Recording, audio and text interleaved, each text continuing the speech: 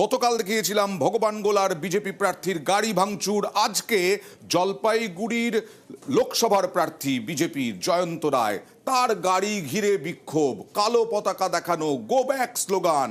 দেখছেন সেই ছবি, একেবারে তারপরে হাতাহাতি, মারামারি।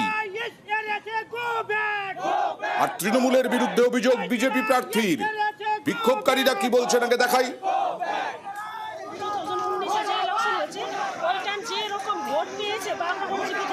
কিন্তু একটা পয়সা খরচা করি না, আবার ভোট দিতে এসছে। হ্যাঁ, আমরা কালো পতাকা না দেখালে কি করবো বলেন? আমরা दिखाबो, निश्चय आभार दिखाबो, आभार असले आभार दिखाबो। कोरोना काल भी पार हुआ है, जनता को यहाँ पे आदमी मारा। फाइन, मेरा हस्बैंड भी वो कोरोना काल में बीत चुके हैं। एक चावल, एक मुट्ठी चावल तक नहीं लेके दिया। उस इंसान को हम लोग वोट नहीं देंगे इस बार, इसीलिए गो बैक का नारा हम लोग लगा रहे।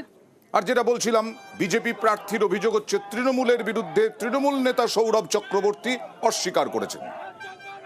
30-40 জনের একটা টিএমসি গুনস, মানে কতগুলো ছেলে, তারা আমার গাড়িটাকে, আমাদের যে গাড়িগুলো যাচ্ছিল তাদেরকে রাস্তায় আটকে রাখে।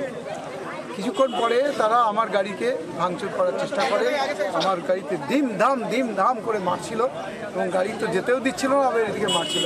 এবং সবগুলো কিন্তু পুলিশের প্রেজেন্সেই হয়, পুলিশ তাকে সেখানে ছিল, উপস্থিত ছিল। আজকে ওদের পায়ের মাটি খসে গেছে, পায়ের মাটি নেই। মানুষের যা রেসপন্স দেখলাম তাতে মানুষ তাদেরকে ছুঁড়ে ফেলে দিতে চায় টিএমসি। জয়ন্ত রায়কে যারা যে বিজেপির নেতারা প্রার্থী হিসেবে চায়নি তারা বিক্ষোভ করেছেন এবং জয়ন্ত রায় গত 5 বছরে, এটা তো সত্যি ঘটনা, একবারেও জনগণের কাছে মুখ দেখাননি। এবং বিজেপির যে নেতা কর্মীরা আছে তাদের একটা প্রত্যাশা ছিল জয়ন্ত রায়কে ঘিরে। ওদের ভেতরে অনেক কিছু চাওয়া পাওয়া তো থাকে, আপনারা জানেন বিজেপির দলটাই হচ্ছে চাওয়া পাওয়া এবং সবকিছু পয়সা দিয়ে হয়। সেটাও হয়তো হয়নি, তার জন্য ওইখানে বিক্ষোভ হয়েছে। তৃণমূল কংগ্রেসের খেয়ে দেয়ে কাজ নেই, তৃণমূল কংগ্রেস প্রচারে ব্যস্ত। সেখানে তৃণমূল কংগ্রেস এই সিটটা জিতবে জলপাইগুড়ি, তো তৃণমূল কংগ্রেসের লোকেরা ওটা করতে যাবে কেন? শাসক দলের লোকেরা কোনোদিন অশান্তি করতে যায়?